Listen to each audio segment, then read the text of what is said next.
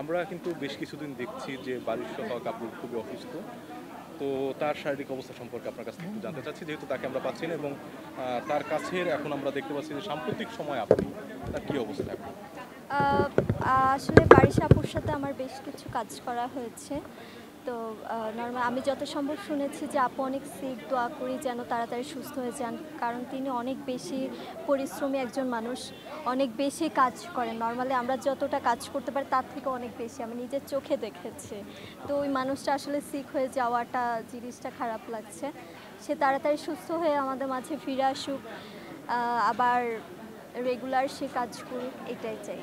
আপু, আমরা দেখলাম যে আপনি কিন্তু সিসিএল এর পর থেকে গণমাধ্যমে বেশ কিছু এই মানে টপিকটা পরিচিত, চেঞ্জ এরপরে আমরা করেন। কিন্তু আমার অনেকগুলো আমার নিজের একটা আইডেন্টিটি আছে, আমার নিজের একটা বলি, নাম আছে। এই সব নাম নিয়ে আমাকে আর আমি আপনাকে শেষ করে আমি আগে শেষ না করি। ভাইয়া, না। আমরা অন্য কিন্তু অন্য কিছু আমরা কিন্তু বলেন। আমি গতকাল থেকে সিনেমা দেখতে করেছি, পাচ্ছি আমি র্যাম্পে হেঁটেছি।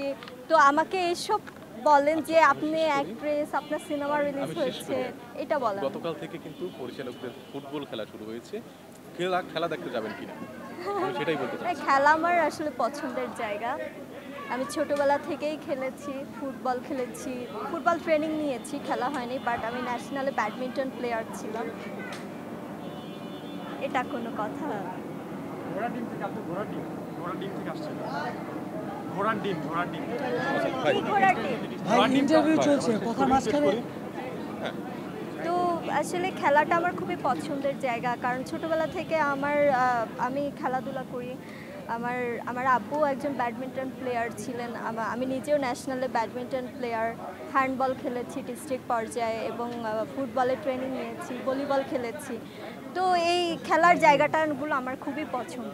তবে আমি যদি কোথাও খেলি তখন মানে আমার ভালো লাগাটা আরও বেশি কাজ করে, কারণ আমি আবার সেই 5, 6, 7 বছর পর মাঠে যাব, খেলবো, এই ব্যাপারটা আমার রেগুলারই কাজ করে যে না, এখন আসলে সময় সুযোগ হয়ে ওঠে না একটু মাঠে যাব, খেলবো, এরকম একটা ব্যাপার।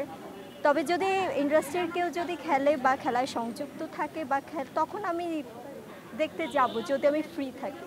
আচ্ছা, রিপার ময়না সিনেমাটা বেশ আলোচনা সমালোচনা বা প্রশংসা ছিল। আমরা কিছুদিন আগে দেখলাম যে এটাকে কোলে নিয়ে মনে হচ্ছে আমি আমার বাচ্চা কোলে নিয়েছি। চেয়ার রেখে ইন ফিউচার আমার বেবিকে কোলে নিতে হবে এভাবে, রাইট? সাউন্ডের সমস্যা। আচ্ছা, এইটা কি মানে বেবি কোলে নেওয়া প্র্যাকটিস করছেন?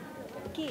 মানে বেবি কি কোলে নেওয়ার জন্য প্র্যাকটিস করতেছেন? আমার বোনের বাচ্চা আছে, তাদের আমি কোলে নেই, বাট বেশিক্ষণ পারি না কোলে রাখতে। বাট নিজের যখন হবে, নিজের বাচ্চা যখন হবে, তখনই যত্ন নিতে পারবো বা সারাক্ষণ কোলে রাখতে পারবো। তখন তো একটা নারীর টান থাকবে।